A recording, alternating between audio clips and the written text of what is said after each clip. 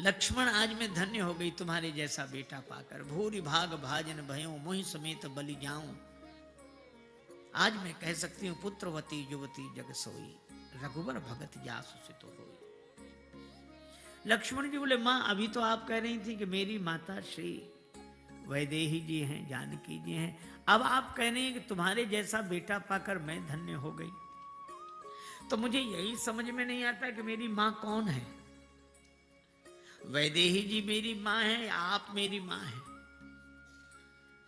सुमित्रा जी ने बड़ी सुंदर बात कही, लक्ष्मण जैसे किसी के यहां दूध खरीदने वाला आए, ग्वाला किसी कार्य में व्यस्त हो, वो अपने बेटे से कहे बेटा इनसे पैसा ले लो, दूध दे दो। अब दूध लोटे में रखा, बाल्टी में रखा, तो ग्वाले का बेटा कहता पिताजी इन्हें बाल्टी का दूध दूं कि लोटे का?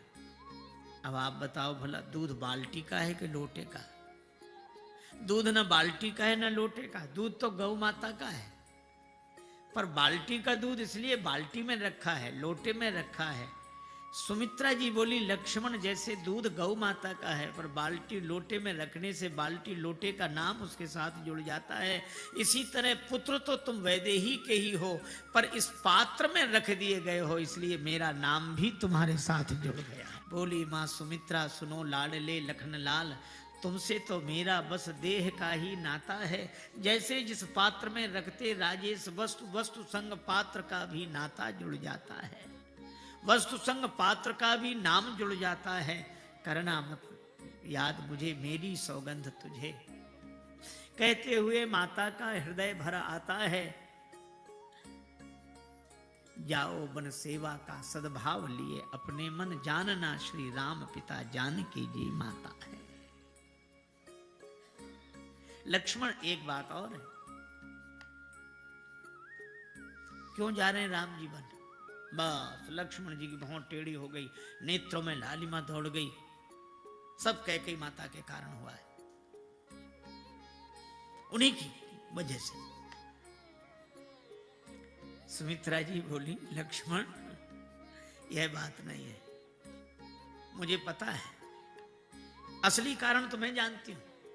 कैकेयी जी के कारण राम जी वन को नहीं जा रहे हैं। फिर सुमित्रा जी बोली लक्ष्मण तुम्हारे ही भाग राम बन जाए,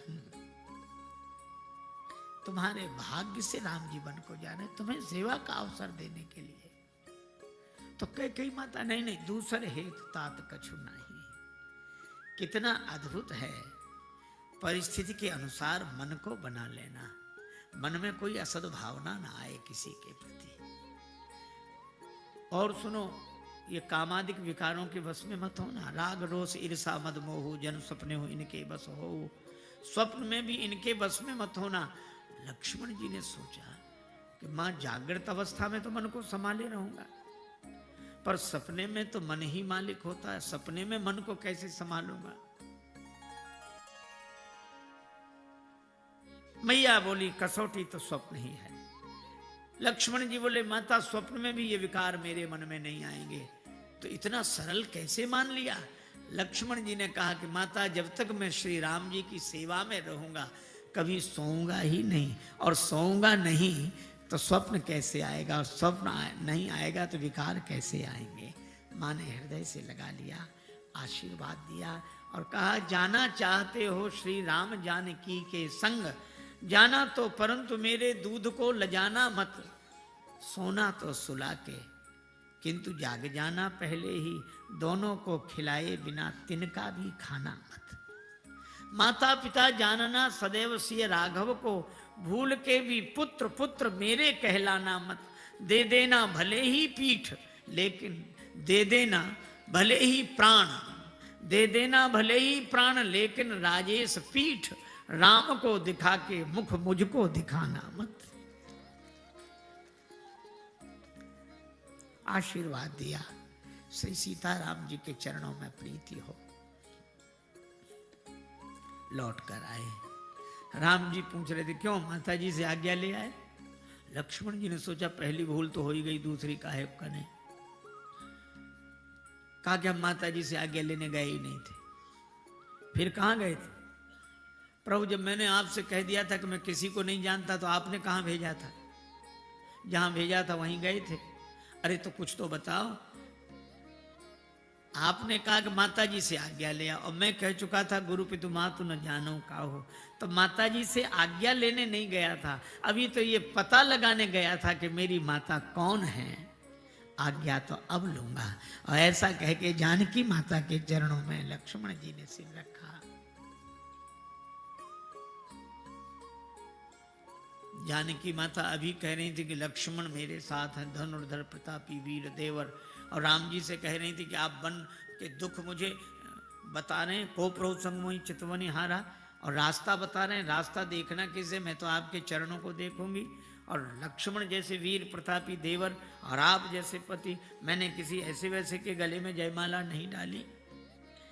को प्रभुसंग मोहि चितवनि हारा। एक आदमी का विवाह हुआ, बारात लौट कर आई, जून का महीना, दोपहर के 12 बजे, और दूल्हा आकर माँ से बोला, माँ ने कहा क्या है? नहाना है। नहा ले, गर्म पानी कर दो। जून के महीने में दोपहर को 12 बजे गर्म पानी। उसकी पत्नी ने सुना तो अपनी चूड़ियां फोड़ने लगी। सास बोली, कुलच्छनी ये क्या कर रही है? बहू बोली, माता जी मैंने सोचा जो कल करना है वो आज ही करे। जिनका जून में ये हाल है ये जनवरी में बचेंगे। गुरुदेव कहते थे, तन को बलि बना लो ऐसा सहले सर्दी बरसा घाम, और मन को बलि बनाओ ऐसा टेक न छोड़े आठों याम। लेकिन जब लक्ष्मण जी ने प्रणाम किया तो जानकी माता ने कहा कि अब वात्सल्य हो गया मेरा इनके प्रति। सुमित्रा मैया ने कह दिया, तात तुम्हारी माँ तो मैं। और तीनों मूर्तियां कैकेयी माता के सामने उपस्थित हुई, वनवासी वेश धारण किया। और जब राम जी चलने लगे, महाराज दशरथ को प्रणाम किया। महाराज श्री दशरथ राम जी को देखकर रोने लगे। राम जी से कहा कि राम, मैं तुम्हें रोकूंगा नहीं, पर अपना मुख चंद्र देख लेने दो। मोकों विधु बदन बिलोकन दीजे, रघुवर मेरी यह भेंट भली। मेरी आपकी यही भेंट है। महाराज दशरथ राम जी को हृदय से लगाते हैं, और राम जी भी पिताजी से लिपट जाते हैं। और मिलकर जब अलग हुए, श्री तुलसीदास जी ने इतनी अद्भुत उपमा दी। श्री तुलसीदास जी कहते हैं कि आज भी धरती पर जगह जगह धरती में दरार पड़ जाती है। श्री तुलसीदास जी कहते हैं कि मुझे लगता है कि धरती को उस अवसर की याद आ जाती होगी। अजहू मही फाटत दरार मिस, सो अवसर सुधि कीन्हे। महाराज मूर्छित हो गए। श्री सीताराम लक्ष्मण चल पड़े। ऐसा दृश्य, हाहाकार मच गया अयोध्या में। तपसी का वेश धर के भगवान चल